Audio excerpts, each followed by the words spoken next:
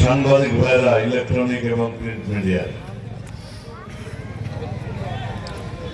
প্রিয় মা বোনেরা যদিও নাই, দূরে দাঁড়িয়ে নিশ্চয়ই শুনছেন আমাদের কথা, পাশেই আছেন। আমি সবাইকে আমার পক্ষ থেকে আন্তরিক অভিনন্দন এবং মোবারকবাদ জানাচ্ছি। এত বড় মিটিং শান্তিপুরে কোনোদিন হয়েছে বলে আমার জানা নাই গত 40 বছর। কারণ শান্তিপুরের মানুষ জানে আমাকে ভালোবাসে, আমাকে স্নেহ করে, আমাকে শ্রদ্ধা করে, আমাকে বড় ভাইয়ের মতো দেখে, কেউ ছোট ভাইয়ের মতো দেখে, কেউ ভালোবাসে আমাকে, কেউ স্নেহ করে আমাকে। এই জন্য আমি কৃতজ্ঞ আপনাদের কাছে। আমি যদি আমার গায়ের চামড়া দিয়ে এই শান্তিপুরবাসীকে জুতা তৈরি করে দিই, তবু আমি এই ঋণ আপনাদের কাছে ঋণী, আমি এই ঋণ কোনোদিন আমি শোধ করতে পারবো না, এটা বলতে আসছি। অনেক কথা শুনেছেন আপনারা, অনেক কথা বলেছেন। এই শান্তিপুরের ভোট যাওয়ার পরেই 91 সালে আমি জয়লাভ করি, লাস্ট ভোটে সবাই চারিদিকে হতাশ। হঠাৎ শান্তিপুরের ভোট দিয়ে আসবে উপজেলায়, আমাদের ছেলে নিয়ে গেছে। আমাদের ছিল, আমাদের ওই কুমারখালীর অনেক নেতৃবৃন্দ ছিল, বিভিন্ন লোকজন ছিল। এই জন্য শান্তিপুরের প্রতি একটা আলাদা ধ্যান ধারণা, চিন্তা ভাবনা আমার আছে। এটা আমাদের সিরাজা ইউনিয়নের একটা ওয়ার্ড ছিল, ঠিক না বলেন? আমি মেহেদি রুমি এসেই এটাকে ইউনিয়ন বানিয়েছি, এই জন্য যাতে মানুষ সেবা পায়। এমনি যে নদী পারে অনেক সমস্যা, অনেকে বিভিন্ন লোক বিভিন্ন কথা বললেন। ওই যে আমাদের আনিসুর রহমান বাবু সাহেব বললেন, এই পাবনায় যেতে চান কেউ, কুষ্টিয়া থাকতে চান কেউ, যার যা খুশি সেটা করবেন। আসলে তাই, কেউ আমার বাধা দিতে চাই, তবে আমাদের দাবি হলো আমরা চাই আপনারা আমাদের সাথে থাকেন। আপনাদের সব সময় আপনাদের সাথে ছিলাম, আছি এবং থাকবো আমরা ইনশাআল্লাহ। আপনারা জানেন এই শান্তিপুর আসলে অবহেলিত ছিল, পদ্মার একটা চর, তাই না? এই যে বিদ্যুৎ দেখছেন, বিদ্যুৎ বড় বড় কথা আওয়ামী লীগের লোকজন বলেছে অনেক। এই বিদ্যুৎ আমি নিজে পোল ঘাড়ে করে টেনে বিদ্যুৎ দিয়েছি। ওই ভোমরার মোড়, আমাদের বিদ্যুৎ মন্ত্রী তখন ছিলেন আমাদের সিরাজগঞ্জের টুকু ভাই। টুকু ভাই আমাকে বিশেষ ব্যবস্থা, তখন পাবনা থেকে বিদ্যুৎ আনা যায়নি, ওই আতাইকুলা থেকে, আতাইকুলা সেখান থেকে বিদ্যুৎ এনে আমাকে দিয়েছিল। কি টেকনিক্যাল অসুবিধা ছিল পাবনা শহর থেকে নিয়ে আসা।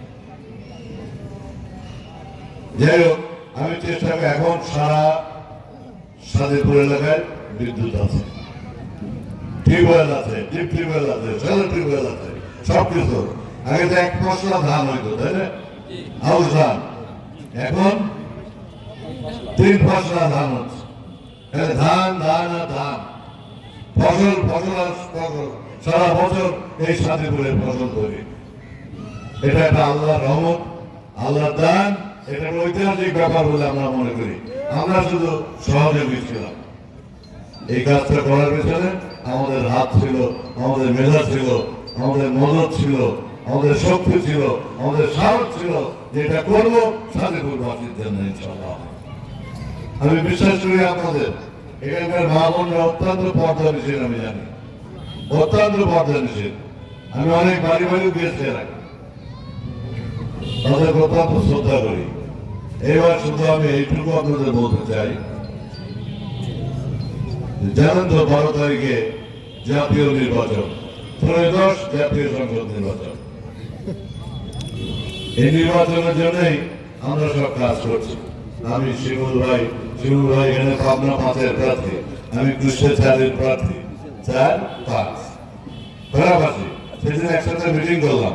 আপনাদের এই পাবনারও ভোটার আছে ওপারে, চর ভবানীপুর, আমাদের জগন্নাথপুর ইউনিয়নের ভিতর সাথে আর কি, এটা ওটা পাবনার অংশ এবং এটা আমাদের কুষ্টিয়ার অংশ।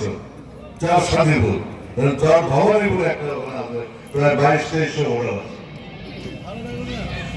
হ্যাঁ না ইউনিয়ন চার ওখানে ইয়ে ভালোরা ইউনিয়ন এখানকার, আর ওখানে আমাদের জগন্নাথপুর ইউনিয়নের সাথে আর কি ওপারে। তো যাই হোক সাথে মিটিং করেছে দুজন, মিটিং করে উনি চলে আসলেন পাবনায়, আমি ওখানে থেকে গেলাম। আজকে ওনার আসার কথা আছে, সুযোগ পেলে আসবেন। আমি ওনাকে ধন্যবাদ জানাই, উনি যে এত কষ্ট করছেন এখানে। আমার মনে হয় পাবনার মানুষ ভুল করবে না ওনাকে বিজয় করবে। সেই সাথে সাথে আমিও আপনাদের জানাতে চাই যে আপনারা কে আগামী 12 তারিখে ভোট দিয়ে বিজয়ী করবেন, এটা আমি আশা করি, বিশ্বাস করি। এটা হাত তুলে আমাকে দেখান, 2 হাত তুলে ইনশাআল্লাহ। তুমি এটা দেখো, হে আল্লাহ, তুমি এটা দেখো, হে আল্লাহ, তুমি এটা দেখো। মেহেদী ভাইয়ের আগমন, শুভেচ্ছা স্বাগতম। ভাইয়ের 2 নয় স্বাধীনপুরের উন্নয়ন। মেহেদী ভাই এগিয়ে চলো, আমরা আছি তোমার সাথে। স্বাধীনপুরের পক্ষ থেকে লাল গোলাপ শুভেচ্ছা। এই স্বাধীনপুরের রাস্তাঘাট, ব্রিজ, কালভার্ট, হসপিটাল, তারপর আপনার ইউনিয়ন কাউন্সিল, সব আমার করা, স্কুল, মাদ্রাসা, মক্তব, সব আমার হাতে করা। কিচ্ছু ছিল না স্বাধীনপুরে। তখন আমাদের সভাপতি ছিলেন ফায়েজ চাচা, আর আমার সেক্রেটারি ছিলেন নাসির ডাক্তার। তারা they are very much careful to the party, এখনো আছেন। আজকে এই বয়সে চাচা আমার সাথে দেখা করে ও চাচা বেরিয়ে আছে দেখো। ও সব আমার সালাম জানাই। এই বুড়ো বয়স, ওনার বয়স মনে হয় 90-এর কাছে গেছে, 91। যাই হোক, ওনাকে শ্রদ্ধা জানাই। উনি এই বয়সে আমাকে ফোন করেছেন আসার পরে। আমি তখন এই বাড়িতে ছিলাম, আজমের বাড়িতে ছিলাম, খাচ্ছিলাম, এমন সময় চাচা ফোন করেছে। ফোন করে বললাম, চাচা দেখা হবে আপনার সাথে। এবার প্রত্যেক মুরব্বীকে আমি অন্তরের অন্তঃস্থল থেকে সালাম দিই, শ্রদ্ধা জানাই। মা বোনদেরও সালাম দিই, শ্রদ্ধা জানাই। আর একটা কথা বলবো নির্বাচনের ব্যাপারে, আপনারা খুব মাইনরলি শুনবেন, মাইনরলি মনের থেকে শুনবেন। কি রে?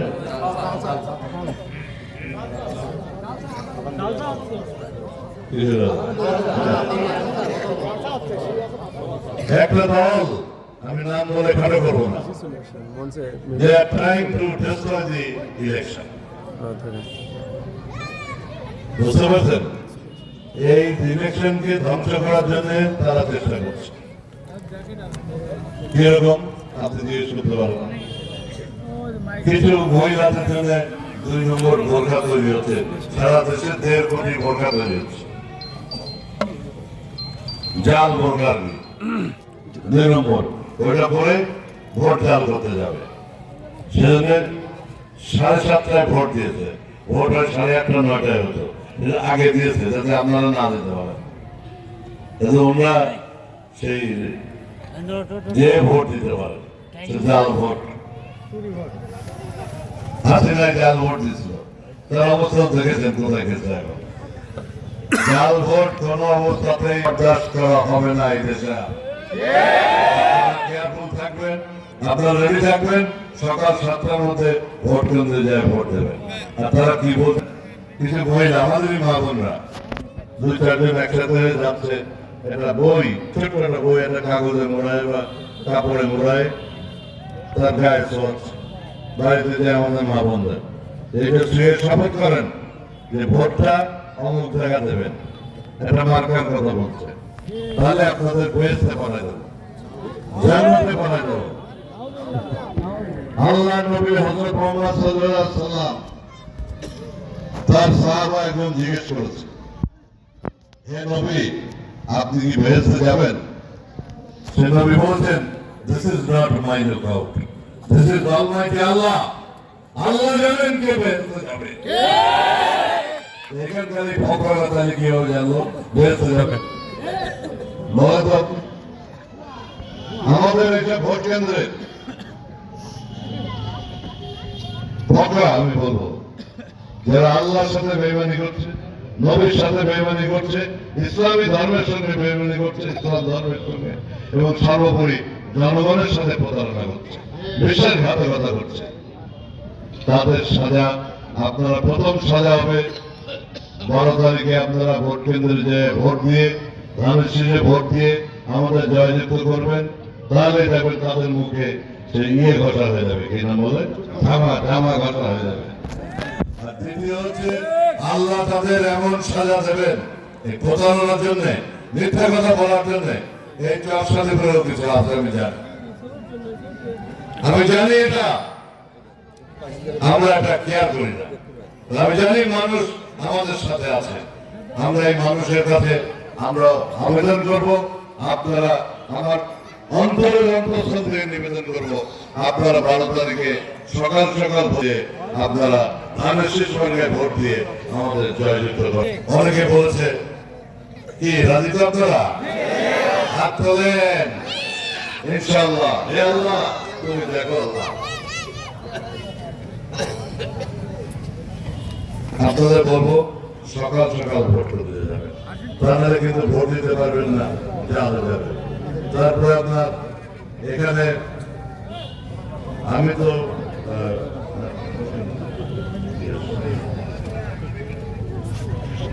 শান্তিপুরের যে সমস্ত দাবি, আমরা তো গতবারই ব্রিজের কথা বলেছিলাম, এটা ফেরির ব্যবস্থাও করেছিলাম।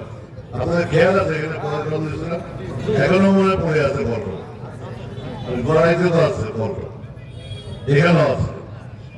আমি দিয়েছিলাম, কর্নেল আকবর সাহেব মন্ত্রী ছিল, আমি এখানে নিয়েছি, সে পল্টন ওপেন করছে এই ঘাটে, এই যে সাদিপুর ঘাটে কোন দিকে, এই দিকে, হ্যাঁ সাদিপুরের দিকে ছেড়ে যা, তার ওই পাশে মনে আছে তো আপনাদের? তখনই হতো, কিন্তু আমরা ক্ষমতাচ্যুত হয়ে গেলাম। আর যে দল ক্ষমতায় আসলো, আমাকেই মাত্র 5 বছর 7 মাস 19 দিন জেল কাটিয়েছে। আমার একটা দাঁত নাই, আমাকে মেরে সব দাঁত ভেঙে দিয়েছে, বুঝতে পারছেন? একটা দাঁত আমি টান দিলে দাঁতগুলো খুলে যাবে। এই অবস্থাগুলো কেন?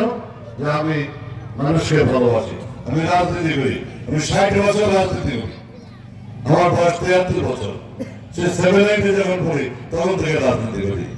এই রাজনীতি আমার জীবন, এই রাজনীতি যেন আমার মরণ হয়, বিএনপির একটা কর্মী হিসাবে যেন আমি মৃত্যুবরণ করি, সেই কামনা করি মহান রাব্বুল আলামিনের কাছে। আপনারা জানেন এই ব্রিজ, শিলাইদহ শান্তিপুর ব্রিজ নির্মাণ করা হবে। আমরা যদি ক্ষমতায় যাই, আল্লাহর রহমতে প্রায়োরিটি কাজ হবে এই শিলাইদহ শান্তিপুর ব্রিজ। দেখা হলে হবে কি আপনাদের বলি, আপনাদের মনে থাকার কথা, ওই ম্যাডাম আসছিলেন সৈয়দ মাসুদ রবি সেতু গড়াই নদী ওপেন করতে, সেদিন কুমারখালী মিটিং করেছিলেন। ওই দিন আমি ওই 14 কুমারখালী যে সেতু হয়েছে ওটা কমিটমেন্ট নিয়েছিলাম, এটারও কমিটমেন্ট নিয়েছিলাম। এটা দিনাজপুর থেকে খুলনা যেতে 100 কিলোমিটার রাস্তা কমে যাবে, এদিক দিয়ে যদি সেতু হয় দিদি যাওয়া যায়, 100 কিলোমিটার রাস্তা কমে যাবে। তাহলে এটা একটা প্রায়োরিটি কাজ, কিন্তু আমরা করতে পারিনি। যারা ক্ষমতায় আসছিল এই 16 বছর 17 বছর ধরে, তারা এটা করতে পারে নাই, কারণ তারা কিছুই করে নাই, খালি টাকা টাকা টাকা টাকা টাকা। এই যে এখানে আপনার কোন এদিকে হবে, আপনার যে বিদ্যুৎ কেন্দ্র হচ্ছে রূপপুর, এদিক, সেখানে একটা বালিশ বানাইছে 12,000 টাকা দিয়ে, যেটার দাম 200-250 টাকা বা 300 টাকা, বুঝতে পারছেন? এটা ছোট চেয়ার, যেরকম চেয়ার কিনেছে 15,000-20,000 টাকা দিয়ে, মাল কিনেছে এরকম 12,000-14,000 টাকা দিয়ে, এইভাবে লুট করেছে। কাজে ছিল গভর্নমেন্টের লুট করা, সেই লুটের কাহিনী আপনারা জানেন। বিদেশে আমাদের ব্যাংক ফাঁকা করে দিয়ে সব বিদেশে জমা করেছে। যাই হোক, এই ব্রিজ ইনশাআল্লাহ আমরা তৈরি করবো, শান্তিপুরের প্রত্যেক রাস্তা পাকাকরণ করা হবে, একটি মডেল মসজিদ নির্মাণ করবো ইনশাআল্লাহ আমরা শান্তিপুর। মডেল মসজিদ, যে মসজিদ দেখলে আপনাদের ভালো লাগবে, অনেক জায়গা হয়েছে, মাদ্রাসাগুলোকে আরো আধুনিক করা হবে, ঠিক আছে, আধুনিকরণ করা হবে। তারপরে আপনার এই হোমনার পাশে হাই স্কুল নির্মাণ করবো, ঠিক আছে, রাজি আপনারা? হোমনার পাশে হাই স্কুল, হোমনা মোড়ের পাশে একটি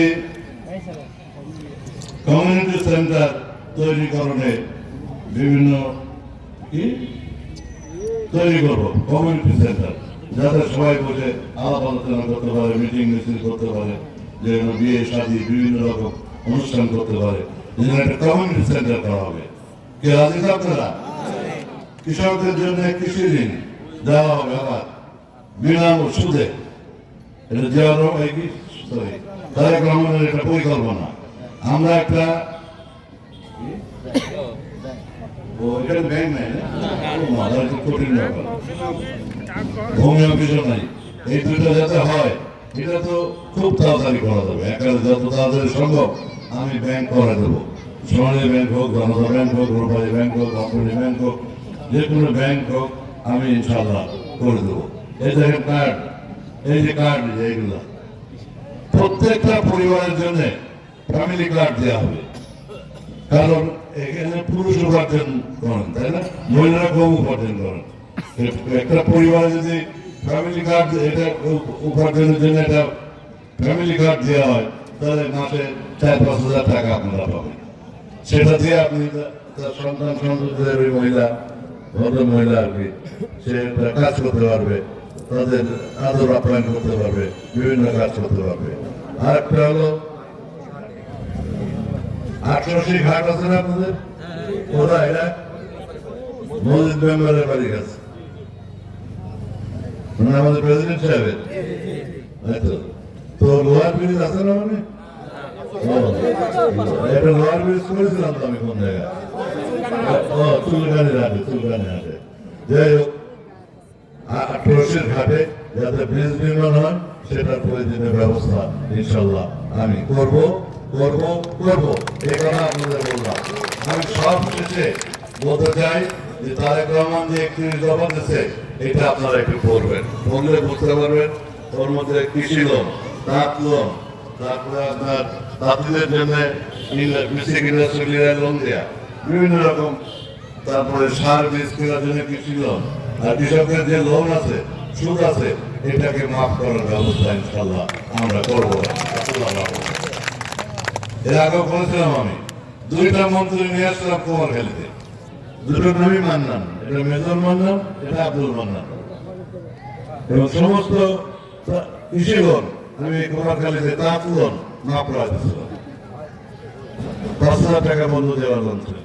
যাই হোক, আমি বক্তব্য না বাড়িয়ে আপনাদের কাছে যাওয়ার আগে শুধু এইটুকু বলে যাব যে আপনারা 12 তারিখে সকাল সকাল রেডি হয়ে, আগে বলেছি জাল ভোটার সম্ভাবনা আছে, তারা চেষ্টা করছে, অবশ্য চেষ্টা করে কোনো লাভ হবে না, আমাদের মানুষ অত্যন্ত সতর্ক।